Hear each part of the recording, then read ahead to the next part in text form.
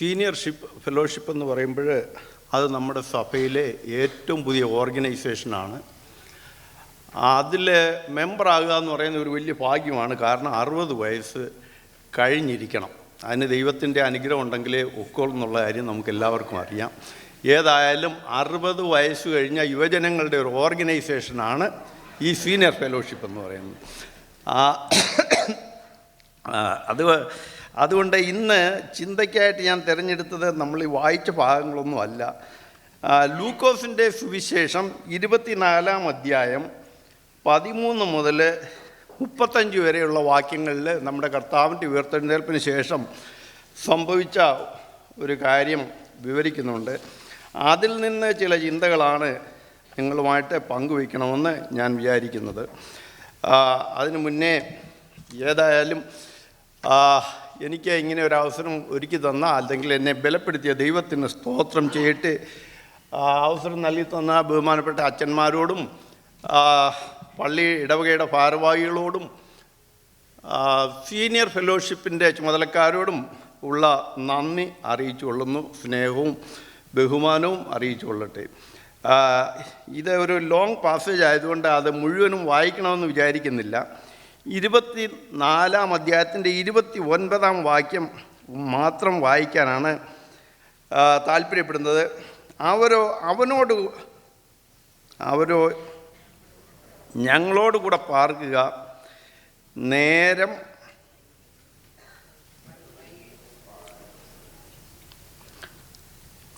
നേരം വൈകി അസ്തമിപ്പാറായല്ലോ എന്ന് പറഞ്ഞ് അവനെ നിർബന്ധിച്ചു. കിങ് ജെയിംസ് വേർഷനിൽ അല്പം കൂടെ ഇഫക്റ്റീവായിട്ട് അക്കാര്യം പറഞ്ഞിട്ടുണ്ട്. Abide with us, it is toward evening, the day is far spend. The day is far spend. ഇത് ഞാൻ പറഞ്ഞല്ലോ, നമ്മുടെ കർത്താവിൻ്റെ ഉയർത്തെഴുന്നേൽപ്പിന് ശേഷം നടന്ന ഒരു സംഭവമാണ്. മനുഷ്യ ജീവിതത്തിൻ്റെ അടിസ്ഥാനം എന്ന് പറയുന്നത് സ്നേഹം, പ്രത്യാശ, വിശ്വാസം, സുരക്ഷിതത്വ ബോധം. ഈ അടിസ്ഥാനത്തിലാണ് ദൈവം മനുഷ്യനെ സൃഷ്ടിച്ചത്. എന്നാലേ മനുഷ്യൻ പാപം ചെയ്തപ്പോൾ അവൻ്റെ സ്നേഹം ഭയമായി മാറി, അവൻ്റെ പ്രത്യാശ നിരാശയായി മാറി, വിശ്വാസം സംശയമായി മാറി, അവൻ്റെ സുരക്ഷിതത്വ ബോധം ആകുല ചിന്തയായി മാറി.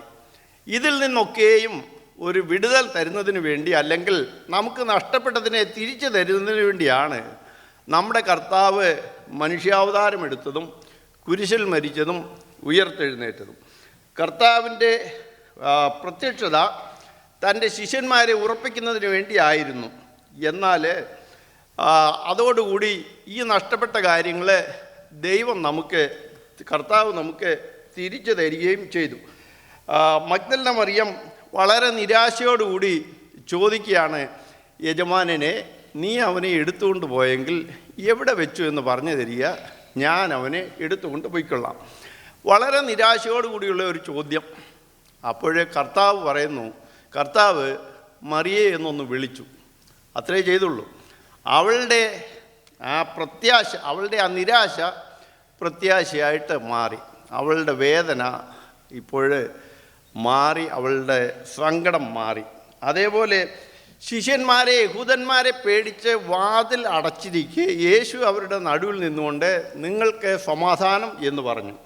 ആ ഭയപ്പെട്ട് നിന്നവർക്ക് ദൈവത്തിൻ്റെ പ്രത്യക്ഷത സമാധാനമായി മാറി. തോമസിൻ്റെ സംശയത്തിൽ നിന്നും തോമസിനെ വിടുതൽ കൊടുക്കുന്നതിന് വേണ്ടി കർത്താവ് വീണ്ടും പ്രത്യക്ഷനായതായിട്ട് നാം കാണുന്നുണ്ട്. ശൂന്യമായ വലയും വള്ളവുമായിട്ട് നിരാശയോടെ കടന്നു വരുന്ന ശിഷ്യന്മാർക്ക് പെരുത്ത മീൻപിടുത്തം നൽകി അവരെ ആ പ്രത്യാശയുടെ അനുഭവത്തിലേക്ക് കർത്താവ് മടക്കിക്കൊണ്ടുവരുന്നു. ഇങ്ങനെ നമുക്ക് നഷ്ടപ്പെട്ടതിനെയൊക്കെയും നൽകി തരുന്നതിനായിട്ടാണ് കർത്താവ് കുരിശിൽ മരിച്ചതും ഉയർത്തെഴുന്നേറ്റതും ഇന്ന് നമുക്ക് വേണ്ടി ജീവിക്കുന്നതും. ഇവിടെ നമ്മുടെ ഈ ടെസ്റ്റിലേക്ക് നോക്കിയാൽ 2 ശിഷ്യന്മാർ, ഒരാളുടെ പേര് ക്ലെയോപ്പാവ്, മറ്റേ ആളുടെ പേര് നമുക്ക് വേദപുസ്തകത്തിൽ തന്നിട്ടില്ല. പല പേരുകളും പലരും പറയുന്നുണ്ട്. ഏതായാലും ശരി, അത് നമ്മുടെ ചിന്താവിഷയമല്ല. ഇവർ ഇക്കാര്യങ്ങളൊക്കെ ഈ യേശുക്രിസ്തു മഗ്ദലന മറിയത്തിന് പ്രത്യക്ഷപ്പെട്ടതോ മറ്റോ ഒക്കെ കേട്ടു, എന്നാൽ അവരത്ര വിശ്വസിച്ചില്ല, അഥവാ അവരതിനെപ്പറ്റി ശരിയായിട്ട് മനസ്സിലാക്കിയില്ല. അവരുടെ സംഭാഷണത്തിൽ നിന്ന് നമുക്കൊരു കാര്യം മനസ്സിലാകുന്നുണ്ട്. ഇവർ വളരെ യേശുക്രിസ്തുവിൽ വളരെ പ്രത്യാശ വെച്ചിരുന്നവരാണ്. അവർ പറയുന്നത്, ഞങ്ങളോ ഇസ്രായേലിനെ വീണ്ടെടുപ്പാനുള്ളവൻ എന്ന് കരുതിയിരുന്നു എന്നാണ്. അവർ ഈ നിരാശയുടെ സമയത്ത് അവർ വിചാരിച്ചു യെരൂശലേമിൽ നിന്ന് ഒന്ന് മാറി നിന്ന് കളയാമെന്ന്. അവർ എമ്മൗസ് എന്ന ഒരു പട്ടണത്തിലേക്ക് അല്ലെങ്കിൽ ഒരു ഗ്രാമത്തിലേക്ക് യാത്ര ചെയ്യുകയാണ്. അപ്പോഴേ യെരൂശലേം എന്ന് പറയുന്നത് ദൈവത്തിൻ്റെ ആലയം സ്ഥിതി ചെയ്യുന്നിടം, യാഗവും വഴിപാടുകളും ഒക്കെ അർപ്പിക്കുന്ന സ്ഥലം, ദൈവത്തിൻ്റെ സാന്നിധ്യം. ഇപ്പോഴേ ജീവിതത്തിലെ ഒരു നിരാശ വന്നപ്പോൾ, ജീവിതത്തിൽ അവർ പ്രതീക്ഷിച്ചതുപോലെ കാര്യങ്ങൾ നടക്കുന്നില്ല എന്ന് തോന്നിയപ്പോൾ അവർ വിചാരിച്ചു, ഈ യെരൂശലേമിൽ നിന്ന് ഒന്ന് മാറി നിന്ന് കളയാം അല്പകാലത്തേക്കെങ്കിലും, അല്ലെങ്കിൽ ഈ കൂട്ടായ്മയിൽ നിന്ന് ഒന്ന് മാറി നിൽക്കാം. ഞാൻ എത്ര നാൾ കൊണ്ട് പ്രതീക്ഷ വച്ചിരിക്കുന്നതാണ്, ഒന്നും നടക്കുന്നില്ലല്ലോ, എന്നാൽ അല്പം ഒന്ന് മാറിക്കളയാം. ഈ ഒരു ചിന്ത, ഈ ഒരു ടെംപ്റ്റേഷൻ ഈ ശിഷ്യന്മാർക്കും സംഭവിച്ചു. അവർ യെരൂശലേമിൽ നിന്ന് എമ്മൗസിലേക്ക് യാത്ര ചെയ്യുകയാവുന്നു. യാത്ര ചെയ്യുന്ന കൂട്ടത്തിൽ അവർ തമ്മിൽ തർക്കിച്ചും വാദിച്ചും കൊണ്ട് യാത്ര ചെയ്തു എന്നാണ് നാം വായിക്കുന്നത്. അപ്പോഴേ അവിശ്വാസം, നിരാശ, അവിശ്വാസം, ഇതിൻ്റെ അടുത്ത ഒരു സ്റ്റെപ്പാണ് വാദവും തർക്കവും. അങ്ങനെ അവർ ഇങ്ങനെ മുന്നോട്ട് പോവുകയാണ്. മുന്നോട്ട് പോകുമ്പോൾ ഒരാൾ അവരോട് കൂടെ ചേർന്ന് നടന്നു എന്ന് നാം വായിക്കുന്നുണ്ട്. കർത്താവ് അവരോട് കൂടെ ചേർന്ന് നടന്നു. കൂട്ടായ്മയിൽ നിന്ന് അകന്നുപോയ ഒരാളിനെ തിരിച്ചു കൊണ്ടുവരുന്നതിന് വേണ്ടി അവരെ അന്വേഷിച്ച് അവരോട് കൂടെ ചേർന്ന് നടക്കുന്നതായിട്ടുള്ള ഒരു കർത്താവിനെയാണ് നാം ഇവിടെ കാണുന്നത്. നമ്മുടെ പ്രയാസ സമയങ്ങളിൽ നമ്മളെ അന്വേഷിച്ച് വരുന്നതായിട്ടുള്ള ഒരു കർത്താവ്, അല്ലെങ്കിൽ പിന്മാറ്റത്തിൻ്റെ സമയത്ത്, അല്ലെങ്കിൽ വേദനയുടെ സമയത്ത് നമ്മെ യഥാസ്ഥാനപ്പെടുത്തുന്നതായിട്ടുള്ള ഒരു കർത്താവ്. ഏതായാലും ശരി, കർത്താവ് അവരോട് ചോദിക്കുന്നു, നിങ്ങൾ എന്തിനെ പറ്റിയാണ് ഇങ്ങനെ തർക്കിക്കുന്നത്? നിങ്ങളുടെ മുഖം വാടിയിരിക്കുന്നത് എന്താണ്? കർത്താവ് അവർ പറയുന്നുണ്ട്, യെരൂശലേമിൽ പാർക്കുന്ന പരദേശികളിൽ നീ മാത്രം ഇക്കാലങ്ങളിൽ യെരൂശലേമിൽ നടന്നതൊന്നും അറിയുന്നില്ലയോ? ദൈവത്തിനും മനുഷ്യർക്ക് മുൻപാകെ ശക്തിയുള്ള പ്രവാചകനായിരുന്ന യേശുക്രിസ്തുവിനെ കുറിച്ചുള്ളത് തന്നെ. ഇപ്പോഴേ അവർക്ക് യേശുക്രിസ്തു ആരാണ്? പരദേശിയാണ്. ഒരു കാലത്ത് ഒരു കാലത്തല്ല, ഏതാനും ദിവസങ്ങൾക്ക് മുൻപ് യേശുക്രിസ്തുവിൻ്റെ ശിഷ്യരായിരുന്നു. എന്നാൽ ഇപ്പോഴവർക്ക് യേശുക്രിസ്തു ഒരു പരദേശിയാണ്. കാര്യം മുമ്പോട്ട് പോവുകയാണ്. യേശുക്രിസ്തു അവരെ വിളിക്കുന്നത് എന്താണ്? ബുദ്ധിഹീനരെ, മന്ദബുദ്ധികളെ, പ്രവാചകന്മാർ പറഞ്ഞത് വിശ്വസിക്കാത്തവരെ, ക്രിസ്തു തൻ്റെ കഷ്ടതയിൽ കടന്നിട്ട് മഹത്വത്തിൽ പ്രവേശിക്കേണ്ടതല്ലയോ? ഇങ്ങനെ പല കാര്യങ്ങളും കർത്താവ് അവരോട് പറയുന്നുണ്ട്. മോശ മുതൽ സകല പ്രവാചകന്മാരും തന്നെക്കുറിച്ച് പറഞ്ഞിട്ടുള്ള കാര്യങ്ങൾ തിരുവചനത്തിൽ നിന്ന് അവർക്ക് തെളിയിച്ചു കൊടുത്തു. അങ്ങനെ മുന്നോട്ട് പോവുകയാണ്. മുന്നോട്ട് പോയപ്പോൾ ഏതായാലും ഈ കർത്താവിൻ്റെ സാന്നിധ്യം അവർക്ക് കുറച്ച് നല്ല കംഫർട്ടബിളായിട്ട് തോന്നി. ഇപ്പോഴേ ഈ പകലിൻ്റെ ചൂടൊന്നും അത്ര വലുതായിട്ടൊന്നും അനുഭവപ്പെടുന്നില്ല. ഏതായാലും മുന്നോട്ട് പോയി കഴിഞ്ഞ് സന്ധ്യയായി. അപ്പോൾ കർത്താവ് മുന്നോട്ട് പോകുന്ന ഭാവം കാണിച്ചു എന്നാണ് പറഞ്ഞിരിക്കുന്നത്. അപ്പോൾ ശിഷ്യന്മാർ അവിടെ ഒരു നിമിഷം നിന്നിട്ട് കർത്താവിനെ ഇൻവൈറ്റ് ചെയ്യുന്നു. Abide with us, it is toward evening, the day is far spent. ഞങ്ങളോടുകൂടെ പാർക്കുക, സന്ധ്യാസമയമായിരിക്കുന്നു. ഞാനിത് പറയുമ്പോൾ സന്ധ്യാസമയം ജീവിതത്തിൽ ഒരിക്കൽ പോലും സന്ധ്യാസമയത്തെ പറ്റി ചിന്തിച്ചിട്ടില്ലാത്ത പലരും ഇപ്പോൾ എന്നെ കേൾക്കുന്നുണ്ടായിരിക്കും. എന്നാൽ സന്ധ്യയുടേതായിട്ടുള്ള ചില അനുഭവങ്ങളിലൂടെ കടന്നു പോയിട്ടുള്ളവരും ഇക്കൂട്ടത്തിൽ ഉണ്ടായിരിക്കും. ഒരു പക്ഷേ ഇപ്പോൾ ചിലരുടെ സൂര്യൻ അതിശോഭയോടുകൂടി പ്രകാശിക്കുന്നുണ്ടായിരിക്കാം. സന്ധ്യയെപ്പറ്റി അവർ ഓർക്കുന്നില്ല. എന്നാൽ പ്രതീക്ഷിക്കാത്ത സമയത്തും ചിന്തിക്കാത്ത വേഗതയിലും സന്ധ്യാസമയം ആഗതമായേക്കാം. ഈ സന്ധ്യ പേടിപ്പിക്കുന്നതാണ്. നിങ്ങളുടെ നിഴലുകൾ പോലും നിങ്ങളെ പേടിപ്പിക്കുവാൻ തക്കവണ്ണം വളരെ വലുതായി തീർന്നേക്കാം. ഈ അവസ്ഥ ആണ് സന്ധ്യ എന്ന് പറയുന്നത്. എന്നാൽ ചിലരൊക്കെ ഇപ്പോൾ തന്നെ സന്ധ്യയുടെ അനുഭവത്തിൽ ആയിരിക്കാം. ഈ സന്ധ്യയുടെ അനുഭവം സീനിയർ സിറ്റിസൻസിന് മാത്രം, സീനിയർ ഫെലോഷിപ്പിലുള്ളവർക്ക് മാത്രമല്ല, ജീവിതത്തിൽ ഏതവസ്ഥയിലും ഈ സന്ധ്യയുടെ അനുഭവം ഉണ്ടാകാം. ഞാൻ സന്ധ്യയുടെ ഒരു 2-3 അനുഭവങ്ങൾ നിങ്ങളുമായിട്ട് വളരെ ചുരുക്കത്തിൽ പങ്കുവയ്ക്കണമെന്ന് വിചാരിക്കുന്നു. ഒരു കുടുംബം, അവർ വിവാഹം കഴിഞ്ഞു, 2 വർഷം കഴിഞ്ഞു, അവർക്കൊരു കുഞ്ഞ് ജനിക്കുന്നു. വളരെ സന്തോഷകരമായിട്ടുള്ള ഒരു അനുഭവമാണ്. എന്നാൽ പീഡിയാട്രീഷ്യൻ പറയുന്നു, അല്പം ചില ടെസ്റ്റുകളൊക്കെ ചെയ്യണം, എനിക്ക് ചില സംശയങ്ങളൊക്കെ തോന്നുന്നു. എന്നിട്ട് ബ്ലഡ് ഡ്രോ ചെയ്യുന്നു, ടെസ്റ്റിനൊക്കെ അയക്കുന്നു. ഒരു 2 ആഴ്ച കഴിഞ്ഞപ്പോൾ പീഡിയാട്രീഷ്യൻ്റെ ഓഫീസിൽ നിന്ന് ഒരു ടെലിഫോൺ വരുന്നു, നിങ്ങളുടെ കുഞ്ഞ് നോർമലല്ല, അവന് ശരിയായിട്ടുള്ള വളർച്ച ലഭിക്കുകയില്ല, അവന് ഒരു ട്രീറ്റ്മെൻറ്റുമില്ല, ജീവിതകാലം മുഴുവൻ അവന് സ്ലോ ആയിരിക്കും. അതുമാത്രമല്ല, നിങ്ങൾക്ക് നോർമലായിട്ട് ഒരു കുട്ടി ജനിക്കുന്നതിനുള്ള ചാൻസും ഓൾമോസ്റ്റ് 0 എപ്പോഴേ അവരുടെ മനസ്സിലൂടെ കടന്നു പോകുന്നതായിട്ടുള്ള വിചാരങ്ങൾ, വികാരങ്ങൾ നിങ്ങൾക്കൊന്ന് ചിന്തിച്ചാൽ മനസ്സിലാകും. It is toward evening.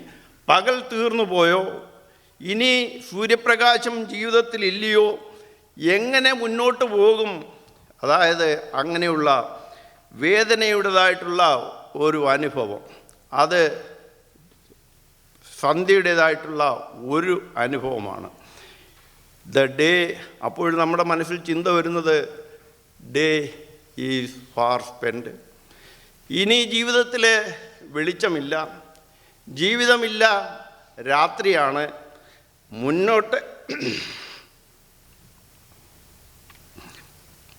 മുന്നോട്ട് പോകുവാൻ പ്രയാസമാണ് എന്നുള്ളതായിട്ടുള്ള ചിന്ത.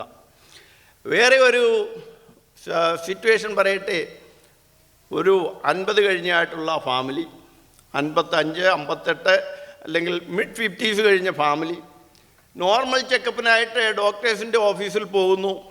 ചെക്കപ്പിന് ചെന്നപ്പോൾ ഡോക്ടർ പറഞ്ഞു, നിങ്ങൾ ഇപ്പോഴേ വീട്ടിലേക്ക് പോകണ്ട, പീഡിയാട്രീഷ്യൻ കാർഡിയോളജിസ്റ്റിൻ്റെ അടുത്തേക്ക് പോകണം, ഞാൻ അപ്പോയിൻമെൻ്റ് എടുത്തു തരാം. കാർഡിയോളജിസ്റ്റിൻ്റെ അടുത്തേക്ക് പോകുന്നു. കാർഡിയോളജിസ്റ്റ് പറയുന്നു, ഉടനെ തന്നെ പറയുന്നു, നിങ്ങളെ ഞാൻ കാത്ത് ലാബിലേക്ക് അയക്കുകയാണ്. ടെസ്റ്റ് കഴിഞ്ഞിട്ട് പറയുന്നു, വീട്ടിലുള്ള ചെക്കപ്പ് കഴിഞ്ഞ് വീട്ടിലേക്ക് പോകാൻ വന്ന ആളിനോട് പറയുന്നു, നിങ്ങൾ വീട്ടിൽ പോകാൻ ഒക്കുകയില്ല, നിങ്ങൾക്ക് ചില ബ്ലോക്കേജൊക്കെ ഉണ്ട്, അതിൽ ഒരെണ്ണം വളരെ ഡേഞ്ചറസ് ആയിട്ടുള്ളതാണ്, any time anything can happened. അതുകൊണ്ട് ഞാനൊരു ബലൂൺ പമ്പ് ഇട്ടിരിക്കുകയാണ്, അനങ്ങരുത്, മിണ്ടരുത്, തിരിയരുത്, അനങ്ങാ കിടന്നോണം. സർജന് എപ്പോഴാണ് വരുന്നതെന്ന് വെച്ച് കഴിഞ്ഞാൽ സർജൻ അവൈലബിൾ ആയതിനനുസരിച്ച് സർജറി ചെയ്യും. It is toward evening. ജീവിതത്തിൻ്റെ സന്ധ്യയുടേതായിട്ടുള്ള ഒരു അനുഭവമാണ്. ഇതിപ്പോൾ ഞാൻ പറഞ്ഞത് 2 രോഗത്തിനെ പറ്റിയാണ്. 1 കുഞ്ഞുങ്ങളുടെ രോഗാവസ്ഥ, 2 നമുക്ക് സംഭവിക്കാവുന്നതായിട്ടുള്ള അവസ്ഥ. ഞാനിനി 3ാമതൊരു കാര്യം കൂടെ പറയട്ടെ. ഞങ്ങളുടെ അടുത്തുള്ള ഒരു വില്ലേജ്, കൊട്ടാരക്കര, അവിടെ 2 ദമ്പതികൾ, ഒന്ന് ഇതെല്ലാം സങ്കല്പമാണ്, ചാക്കോ സാറും സാറാമ്മ ടീച്ചറും. 2 പേരും അധ്യാപകരാണ്. 2 പേരും വളരെ നാൾ ജോലി ചെയ്തു, കുഞ്ഞുങ്ങളെ പഠിപ്പിച്ചു, അവരെ വളരെ ശ്രേഷ്ഠമായ രീതിയിൽ അവരുടെ ജോലികൾ ചെയ്തു. അവർക്ക് വലിയൊരു ശിഷ്യസമ്പത്തുണ്ട്. ആ നാട്ടിലെല്ലാവരും അവരെ ബഹുമാനിക്കുന്നു, സ്നേഹിക്കുന്നു. അവർക്ക് 3 കുഞ്ഞുങ്ങളെ ദൈവം ദാനമായി കൊടുത്തു. 2 ആൺമക്കളും 1 പെൺകുഞ്ഞും. ആ കുട്ടികൾ വളർന്നു. പെൺകുട്ടിയെ വിവാഹം കഴിച്ച് അയപ്പിച്ചു. അത് ഉയർന്ന നിലയിൽ അവരായിരിക്കുന്നു. ഒരു പ്രശസ്തനായ എഞ്ചിനീയർ ഇന്ന് ഒരു കമ്പനിയുടെ പ്രൊഡക്ഷൻ മാനേജരാണ്. ഒരു മകനെ സെൻട്രൽ സെക്രട്ടേറിയറ്റിൽ അസിസ്റ്റൻറ്റ് സെക്രട്ടറി ആയിട്ട് ജോലി ചെയ്യുന്നു. വേറെ ഒരു മകനെ ഡൽഹിയിലല്ല ലണ്ടനിൽ ഒരു സർജനായിട്ട് ജോലി ചെയ്യുന്നു.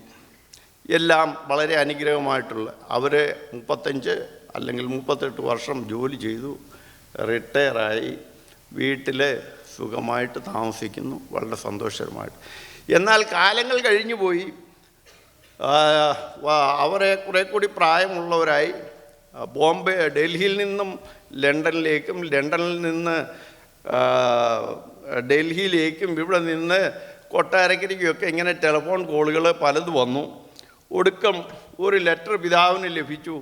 ഡാഡി, ഞങ്ങൾ 2 പേരും കുടുംബമായിട്ട് വീട്ടിലേക്ക് വരുന്നു. അവർക്ക് വളരെ സന്തോഷമായി. ഏതായാലും ശരി, 2 പേരും ഫാമിലിയായിട്ട്, 2 മക്കളും ഫാമിലിയായിട്ട് കുടുംബത്തിൽ വന്നു. വളരെ സന്തോഷകരമായിട്ടുള്ള സമയങ്ങൾ. 4-5 ദിവസം കഴിഞ്ഞപ്പോൾ അവർ പിതാവിൻ്റെ അടുത്ത് പറഞ്ഞു, അപ്പച്ചൻ വളരെ പാടുപെട്ട് ഞങ്ങളെയൊക്കെ വളർത്തി പഠിപ്പിച്ചു. ഇനി അപ്പച്ചനും അമ്മച്ചിയും ഇങ്ങനെ ഇവിടെ താമസിക്കുന്നത് ശരിയല്ല, താമസിക്കാൻ പാടില്ല. അതുകൊണ്ട് ഞങ്ങൾ ചില കാര്യങ്ങളൊക്കെ അറേഞ്ച് ചെയ്തു, അതനുസരിച്ച് നമുക്ക് നീങ്ങണം. എന്താണെന്ന് എല്ലാം പറയാമെന്ന് പറഞ്ഞ് കാര്യങ്ങളൊക്കെ അവർ വിശദമായി പറഞ്ഞു. ഒരു മകൻ, ലണ്ടനിലുള്ള മകൻ പറഞ്ഞു, അപ്പച്ചൻ ഞങ്ങളുടെ കൂടെ പോരണം, അമ്മച്ചി ഡൽഹിയിലേക്ക് പോരണം. അതെന്താണ്? അതായത് ലണ്ടനിൽ താമസിക്കുന്ന മരുമോൾ നേരത്തെ പറഞ്ഞ് അമ്മ ഇങ്ങോട്ട് കൊണ്ടുവരില്ലേ എന്ന്. അതുകൊണ്ട് അവരങ്ങനെ വീതം വെച്ചു. അവർ പോകാനുള്ള ഡേറ്റും ഫിക്സ് ചെയ്തു, യാത്രയ്ക്കും എല്ലാം ഒരുക്കം ചെയ്തു. കഴിഞ്ഞ 50-ൽ പരം വർഷങ്ങൾ ജീവിതത്തിൽ എല്ലാ അനുഭവങ്ങളും ഒന്നിച്ച് പങ്കിട്ടവർ, സുഖത്തിലും ദുഃഖത്തിലും ഒരുമിച്ച് പങ്കിട്ടവർ, നാട്ടിലെ എല്ലാവരും ബഹുമാനിക്കുന്നവർ, അവർ ആ വീട്ടിലേക്കൊന്ന് തിരിഞ്ഞു നോക്കി, ഇനി എൻ്റെ ആയുസ്സിൽ ഈ സ്ഥലം കാണുവാൻ സാധിക്കുമോ?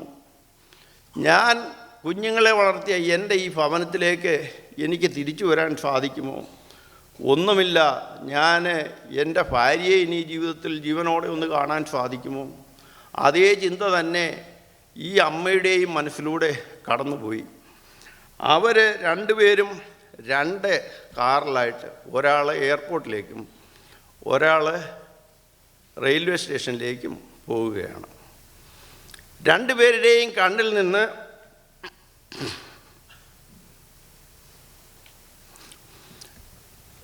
കണ്ണുനീർ അല്പമായി വീണു. അവരുടെ വിചാരങ്ങൾ എന്തൊക്കെയാണ്, അവർ കടന്നു പോകുന്ന അവസ്ഥ എന്തൊക്കെയാണ്? ഇതെല്ലാം ജീവിതത്തിലൊരു യാഥാർത്ഥ്യമല്ലേ? ഇത് നമ്മുടെ ജീവിതത്തിൽ സംഭവിച്ചുകൊണ്ടിരിക്കുന്നതല്ലേ? ഇത് രാത്രിയുടേതായിട്ടുള്ള അനുഭവമല്ലാതെ, അല്ലെങ്കിൽ സന്ധ്യയുടെ അനുഭവമല്ലാതെ എന്താണ്? Lord, it is toward evening, abide with us, the day is far spend. ജീവിതത്തിലെ ഇങ്ങനെയുള്ളതായിട്ടുള്ള അനുഭവങ്ങൾ നമുക്ക് ഒഴിവാക്കാൻ സാധിക്കാത്തതാണ്. ഇത് ജീവിതത്തിൽ സംഭവിക്കാനുള്ളതാണ്. ഇത് സന്ധ്യയുടെ അനുഭവമാണ്, സന്ധ്യയിൽ ജീവിതത്തിൽ സംഭവിക്കുന്നതാണ്. ഇത് മാത്രമല്ല, ഈ 3 കാര്യം ഞാൻ പറഞ്ഞു എന്നുള്ളതേ ഉള്ളൂ. ഇതല്ല, ജീവിതത്തിൽ നമ്മുടെ ചുറ്റുപാടുകളിലേക്ക് നോക്കിയാൽ, നമ്മുടെ ജീവിതത്തിലേക്ക് തന്നെ നോക്കിയാൽ എന്തെല്ലാം അനുഭവങ്ങളാണ്. കുഞ്ഞുങ്ങളെ പറ്റിയുള്ളതായിട്ടുള്ള ഭാരം, വിശ്വാസത്തിൻ്റേതായിട്ടുള്ള ശോധന, ജീവിതം എല്ലാം ഭംഗിയായി പോയപ്പോൾ സാക്ഷ്യത്തിന് എന്ത് എളുപ്പമായിരുന്നു. എന്നാൽ ജീവിതം അല്പം പ്രയാസമുള്ളതായി തീരുമ്പോൾ, വേദന നിറഞ്ഞതായി തീരുമ്പോൾ, പ്രതീക്ഷിക്കാത്തതുപോലെ കാര്യങ്ങൾ സംഭവിക്കുമ്പോൾ എങ്ങനെയിരിക്കും സാക്ഷ്യം? പ്രിയപ്പെട്ടവരുടെ വേർപാട്, അതും സന്ധ്യയുടേതായിട്ടുള്ള ഒരു അനുഭവമാണ്. ഇത് ഞാൻ വളരെ ചുരുക്കമായിട്ട് പറഞ്ഞു എന്നുള്ളതേ ഉള്ളൂ. സന്ധ്യയുടെ അനുഭവത്തെപ്പറ്റി വിവരിക്കുകയാണെങ്കിൽ വളരെയേറെ കാര്യങ്ങളുണ്ട്. അനുദിനം നമ്മുടെ ജീവിതത്തിൽ നടക്കുന്നതായിട്ടുള്ള കുടുംബങ്ങളുടെ തകർച്ച, കുഞ്ഞുങ്ങളുടെ വഴിവിട്ടുള്ള പോക്ക്, നമ്മുടെ പ്രതീക്ഷകൾ മറിഞ്ഞു പോകുന്നതായിട്ടുള്ള സമയം, ഇതെല്ലാം സന്ധ്യയുടേതായിട്ടുള്ള സമയങ്ങളാണ്. നമ്മുടെ ടെക്സ്റ്റിലേക്ക് തിരിച്ചു വരാം. അവർ കർത്താവിൻ്റെ നേരെ തിരിഞ്ഞിട്ട് പറഞ്ഞു, Lord, it is toward evening, abide with us. കർത്താവ് മുന്നോട്ട് പോകുന്ന ഭാവം കാണിച്ചു എന്നാണ് പറയുന്നത്. കർത്താവ് നമ്മൾ ക്ഷണിക്കാതെ കർത്താവ് നമ്മുടെ ജീവിതത്തിലേക്ക് കടന്നു വരുന്നില്ല. നമ്മൾ ക്ഷണിച്ചാൽ നമ്മോടുകൂടെ കടന്നു വരുന്ന ഒരു കർത്താവ്. അവർ കർത്താവിനെ ക്ഷണിച്ചു. കർത്താവ് വാതിൽ തള്ളി തുറന്നു വരികയില്ല. കർത്താവ് പറയുന്നു, ഞാൻ വാതിലിൽ നിന്ന് മുട്ടുന്നു എന്ന്. ഏതായാലും കർത്താവ് അവരുടെ ക്ഷണം സ്വീകരിച്ചു, അവരുടെ വീട്ടിലേക്ക് പോയി. അപ്പോഴേ ഒരു കാര്യം നിങ്ങൾ അവിടെ ശ്രദ്ധിക്കണം. ഇപ്പോഴാരാ അതിഥി? കർത്താവാണ് അതിഥി. എന്നാൽ വീട്ടിൽ ചെന്ന് അവർ ഭക്ഷണത്തിനിരുന്നപ്പോഴും കർത്താവ് അപ്പം നുറുക്കി അവർക്ക് കൊടുത്തു. ഇപ്പോഴാരാ അതിഥി? കർത്താവ് ആതിഥേയനും അവരതിഥിയുമായി. നമ്മുടെ ജീവിതത്തിലേക്ക് കടന്നു വന്നാൽ പിന്നെ എല്ലാം കർത്താവാണ് നിയന്ത്രിക്കുന്നത്. കർത്താവാണ് നമുക്ക് അപ്പം വിളമ്പിത്തരുന്നത്. കർത്താവാണ് നമുക്ക് കൂട്ടായ്മ നൽകിത്തരുന്നത്. കർത്താവാണ് നമ്മുടെ ആവശ്യങ്ങളെല്ലാം അറിഞ്ഞ് നമ്മെ നടത്തുന്നത്. ആ കർത്താവിലേക്ക് തിരിഞ്ഞ് പറയുകയാണ്, ഞങ്ങളോടുകൂടെ വന്ന് പാർക്കുക. കർത്താവ് അപ്പം നുറുക്കി അവർക്ക് കൊടുത്തു, അവരുടെ കണ്ണ് തുറന്നു എന്നാണ് നാം വായിക്കുന്നത്. ഇപ്പോഴേ ആ ശിഷ്യന്മാരെ ഒന്ന് നോക്കിക്കേ. അവരുടെ മുഖം മ്ലാനമാണോ? അല്ല, സന്തോഷം കൊണ്ട് അവർ തുള്ളിച്ചാടുകയാണ്. അവർ വന്ന വഴിയേ തന്നെ തിരിച്ചു പോവുകയാണ്. ഞാൻ ഇപ്പം അങ്ങോട്ട് തിരിയണമെങ്കിൽ 180 ഡിഗ്രി തിരിയണം. 180 ഡിഗ്രി തിരിഞ്ഞുള്ള ഒരു പോക്കാണ് യെരുശലേമിലേക്ക് മടങ്ങിപ്പോകുന്നത്. യഥാസ്ഥാനപ്പെടുത്തുന്ന കർത്താവ് നാം നഷ്ടപ്പെടുത്തിയതിലേക്ക് നമ്മെ തിരിച്ച് കൊണ്ടുവരുന്നതായിട്ടുള്ള കർത്താവ്. ഇവരെ തുള്ളിച്ചാടിക്കൊണ്ട് പോകുമ്പോൾ ഇവരുടെ മുഖത്തെ സന്തോഷമൊക്കെ കണ്ടിട്ട് ചോദിക്കുകയാണ്, നിങ്ങൾക്ക് എന്തോ ഇത്ര വലിയ സന്തോഷം? അവരെന്തോ പറയും? ഞങ്ങൾ ഉയർത്തെഴുന്നേറ്റ കർത്താവിനെ കണ്ടു, അവൻ ഞങ്ങൾക്ക് കൂട്ടായ്മ നൽകി തന്നു, അവൻ ഞങ്ങൾക്ക് അപ്പം നുറുക്കി തന്നു. ഇതാണ് അവർക്ക് പറയുവാനുള്ള സാക്ഷ്യം. നമ്മുടെ ജീവിതത്തിലേക്ക് ഒന്ന് തിരിഞ്ഞു നോക്കുമോ? ജീവിതത്തിലെ ഇപ്പോഴേ ഏത് അനുഭവത്തിലാണ്? സന്ധ്യയുടേതായിട്ടുള്ള അനുഭവമാണോ? അതോ നിങ്ങളുടെ യാത്ര പ്രഭാതത്തിലാണോ? മധ്യാഹ്നത്തിലാണോ? നിങ്ങളുടെ യാത്ര സന്ധ്യയിലാണെങ്കിൽ, അല്ലെങ്കിൽ സന്ധ്യയുടെ അനുഭവത്തിലേക്ക് കടന്നു പോകുന്നുണ്ടെങ്കിൽ, നിങ്ങൾ